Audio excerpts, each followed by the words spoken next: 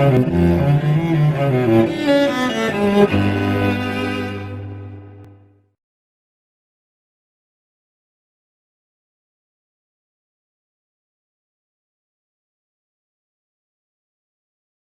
Bay Uplift midwife says there's institutional racism in Oranga Tamariki.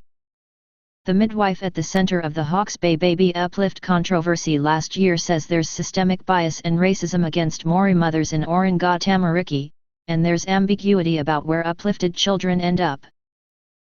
Jean Tihuia also says the lack of data from Oranga Tamariki means it's unclear whether uplifted children are still in New Zealand. Jean Tihuia, CEO of NGA with Macron Maya Maori Midwives Aotearoa, has this week given evidence at the Waitangi Tribunal hearing into the disproportionate number of Maori children in state care. The midwife of nearly 30 years, who also is completing a PhD into the subject, told TVNZ1's Breakfast this morning there were more than 200 instances in the past 5 years that Oranga Tamariki uplifted babies without warning their mothers. Tihuia said it usually happens quickly after a mother gives birth, sometimes while the mother is still under anesthetic. They are then not told of the uplift until later. It is an inhumane practice that has been going on behind closed doors and people don't know about it. But now they do, she said. There was also an instance where a gay woman in her mid-20s had given birth in the Hawke's Bay district.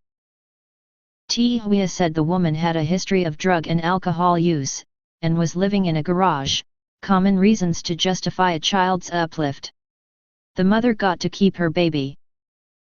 If the same case were a Maori mother, she would absolutely not have taken her child home, Tihuia said.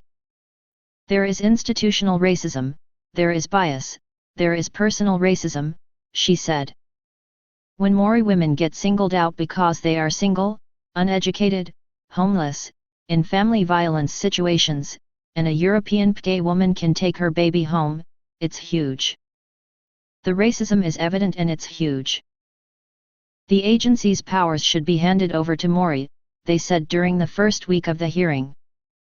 Tihuia said it was cases like that which appalled her so much that led to her PhD studies. But, with most information not publicly available, most data had to be collected through the Official Information Act. But when she asked for data, officials said they can't find it, she said. She pointed to a 2015 report by former Children's Commissioner Russell Wills.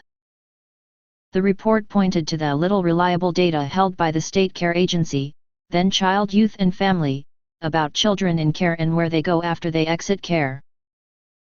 Wills identified a lack of transparency, and a lack of data available to show where the children all were, Tihuia said.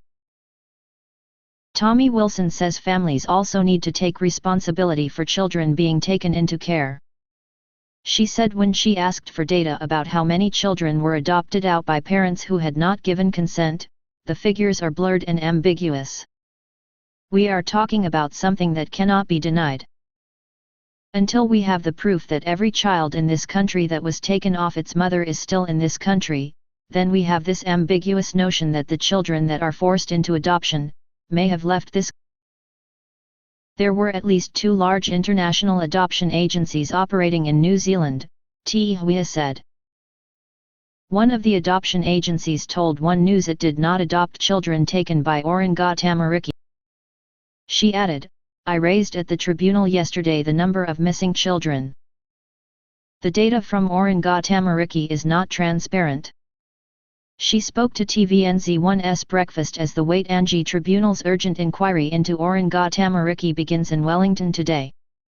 Source: Breakfast. Tihuia said the situation had deteriorated in her nearly 30 years as a midwife. She said it was driven by the lack of state housing and the lack of jobs, with poverty being the biggest driver in child welfare issues. Funding also needs to be diverted to those in need, Tihuia said. That money cannot continue to fund a child welfare system that abuses our children. It has to stop. Oranga Tamariki responds. Regarding comments made in the media this morning, I want to be Tamariki. Tamariki does not place children in care in non-Hwana arrangements overseas. That does not happen, Afra Green, Oranga Tamariki Deputy of Governance and Engagement told One News. In rare circumstances, where it is of the child concerned, they may be placed with Hwana overseas. This almost exclusively involves placements in Australia and is carried out with the agreement of the child's family and often the family court. In all cases, a family placement overseas will only happen if thorough checks have been completed to make sure the family carers are suitable. I also want to be clear, children in care are not placed overseas through the inter-country adoption process. New Zealand is not a sending country for the purposes of inter-country adoption. We always look to find solutions for children in care within New Zealand. If we have discharged our orders and a child is no longer in our care, then future decisions will be up to the legal guardians. However, if the natural guardians still have a role in the child's life, then their views around any move overseas should be sought. Oranga Tamariki will further address these issues during its response to the Waitangi Tribunal in November. The agency also released a report this year which said that since its name change from CYF's, fewer Maori had entered state care, the lowest since 2004. CEO Grain Moss joins an independent review into the department's practices. Source: Breakfast. Oranga Tamariki has publicly apologized for the Hawke's Bay case.